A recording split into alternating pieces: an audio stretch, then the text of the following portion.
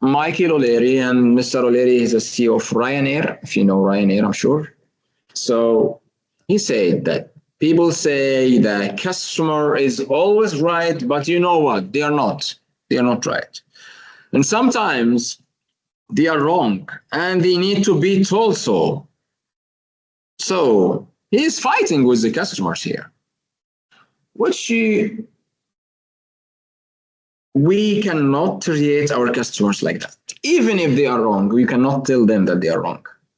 So I'm bringing and giving this as an example because I'm sharing with you also another example from Southwest Airlines. Exactly the opposite. We don't have a marketing department. We have a customer department. And since we are talking about having a customer department, since that means we are a customer-centric company, we have this approach of focusing on the customers. We cannot ignore them. We really appreciate them. But if you go back to this example here, they are wrong and we have to tell them that they are wrong, which is exactly the opposite. And unfortunately, a lot of companies are doing that. When you talk about Ryanair, okay, you are providing the customers with this low fare, very cheap tickets, but you selected this business model and giving me that much low price. It doesn't mean that you misbehave and mistreat me as a misbehave with me or mistreat me as a customer. And here I added one more example. He's a very good friend of mine, Dr. Ihab Musallam. He's a doctor, he's an entrepreneur, he's a lecturer and business consultant. And he's like Kotler in the MENA region. He's very famous in the MENA region. You can see that he's supporting the same opinion based on his experience. So all customers are valuable. Whoever mistreat them belongs in the sewers, not the market. So they are not belonging to the market anymore.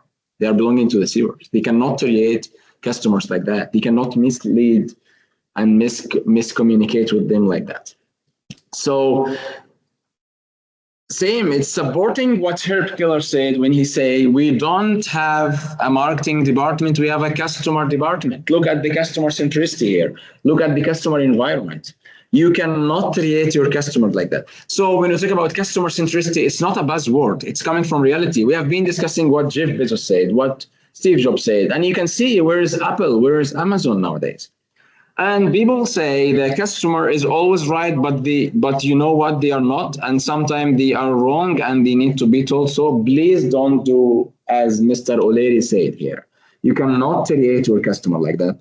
Act as Dr. Ihab, act as Mr. Herb Keller, and then you will see how the customers will pay you back their loyalty.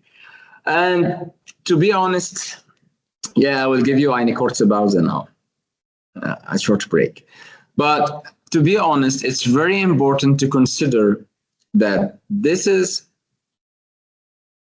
not an option nowadays, especially when you are living this hyper competition, especially when you are totally aware that customers are sitting in the driving seat. They are controlling, they are having the upper hand. We are not living in this, let's say, seller's market anymore.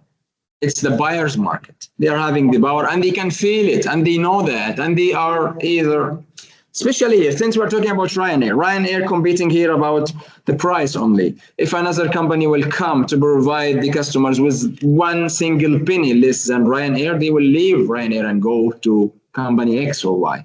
But they will not leave Southwest Airlines because they are treating them as kings and queens, you know, Singapore Airlines and so on.